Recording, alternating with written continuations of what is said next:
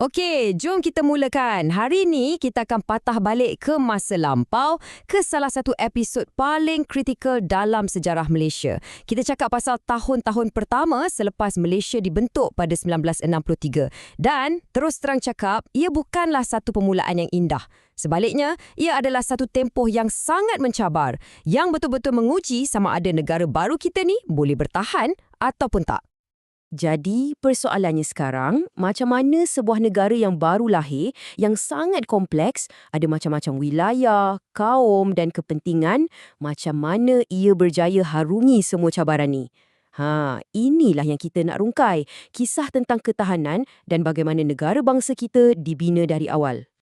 Kita akan lihat 4 cabaran besar. Pertama, pasal krisis politik dan pembangunan.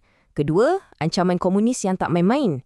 Ketiga, kita akan sentuh pasal tragedi hubungan kaum yang jadi kemuncak krisis. Dan akhir sekali, kita tengok macam mana Malaysia bangkit balik dengan langkah-langkah yang membentuk negara kita sampai sekarang. Okey, jom kita masuk bahagian pertama. Sebaik saja Malaysia dibentuk, terus boom, datang ujian dari dalam. Bayangkan macam kita baru siap bina rumah, tiba-tiba asas rumah tu sendiri yang bergegar. Macam itulah keadaannya. Cuba tengok ni. Kerajaan masa tu macam kena padam 2 kebakaran serentak. Satu kebakaran di Sarawak dan Sabah. Isunya lebih kepada pembangunan dan sosioekonomi. Infrastruktur kurang, ekonomi masih sara diri. Api yang lagi satu pula di Singapura. Yang ini lebih panas. Isunya politik, pertembungan ideologi antara pemimpin perikatan dengan PAP di Singapura. Dan konflik dengan Singapura ni makin menjadi-jadi bila Lee Kuan Yew mulakan kempen Malaysian Malaysia. Apa yang dia nak? Dia tuntut hak sama rata untuk semua kaum. Bunyinya macam bagus kan? Tapi pada masa tu, ia secara langsung mencabar apa yang kita panggil kontrak sosial, asas persetujuan negara kita. Benda ni memang mencetuskan ketegangan kaum yang sangat-sangat serius. Keadaan dah jadi kritikal.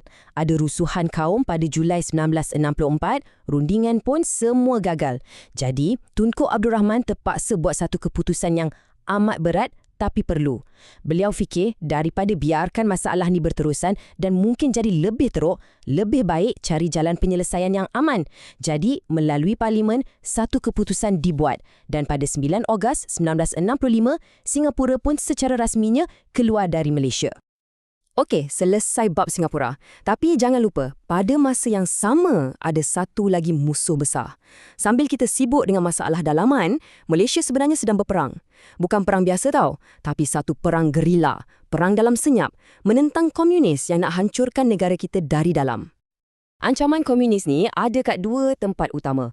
Kalau di Sarawak, namanya Parti Komunis Kalimantan Utara, PKKU.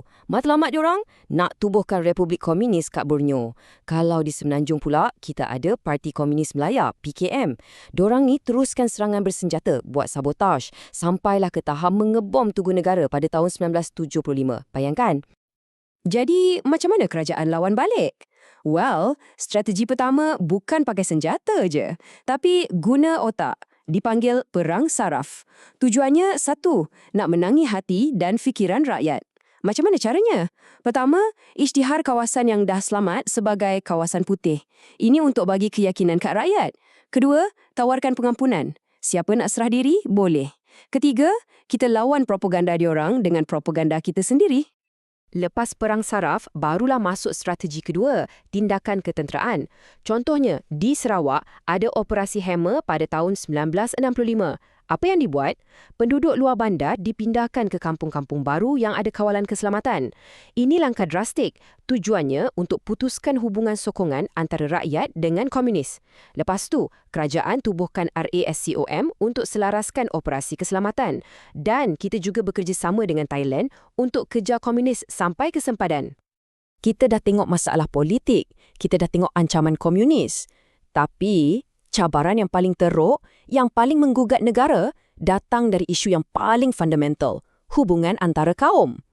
Ketegangan yang dah lama tersimpan, macam api dalam sekam, akhirnya meletus. Dan ia hampir-hampir memusnahkan segalanya.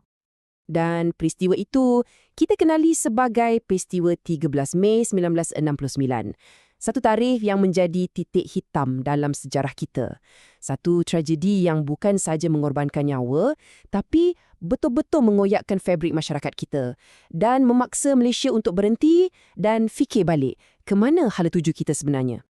Jadi, kenapa benda ni boleh jadi? Sebenarnya, ia bukan sebab satu benda je. Ia macam bom jangka yang dah lama dipasang. Ada banyak puncanya. Pertama, ketidakseimbangan ekonomi antara kaum. Ini warisan zaman penjajah lagi. Kedua, ada parti-parti politik yang mainkan isu perkauman masa pilihan raya umum 1969. Ketiga, komunis pun ambil kesempatan menangguk di air keruh. Dan yang terakhir, spark yang menyalakan api itu perarakan kemenangan pilihan raya yang provokatif dan tak dapat dikawal. Okey, keadaan masa tu memang kritikal. Negara betul-betul diambang perpecahan. Jadi langkah yang sangat drastik terpaksa diambil. Dan bahagian terakhir ini adalah tentang bagaimana dari abu tragedi itu, Malaysia cuba bangkit semula. Macam mana kita cuba bina balik asas perpaduan yang lebih kuat. Demokrasi terpaksa dihentikan sementara. Perlembagaan digantung, parlimen digantung, negara diisytiharkan darurat. Dan pada waktu tu, kuasa pemerintahan diambil alih oleh sebuah badan khas, MAGRAN, singkatan untuk Majlis Gerakan Negara.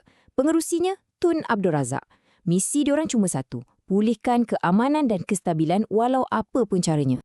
Tapi Mageran bukan setakat nak kawal keadaan je tahu. Diorang tahu kalau nak selesaikan masalah ni sampai ke akar umbi, kena betulkan puncanya. Jadi, fokus utama Mageran ada dua. Satu, pulihkan balik perpaduan kaum yang dah retak teruk tu. Dan yang kedua, yang sangat penting, betulkan ketidakseimbangan ekonomi. Sebab inilah punca sebenar kenapa ramai yang tak puas hati. Dan dari sinilah lahirnya sesuatu yang sangat penting. Dari krisis yang nyaris-nyaris hancurkan negara, lahirnya dua tiang seri yang membentuk Malaysia yang kita kenal hari ini.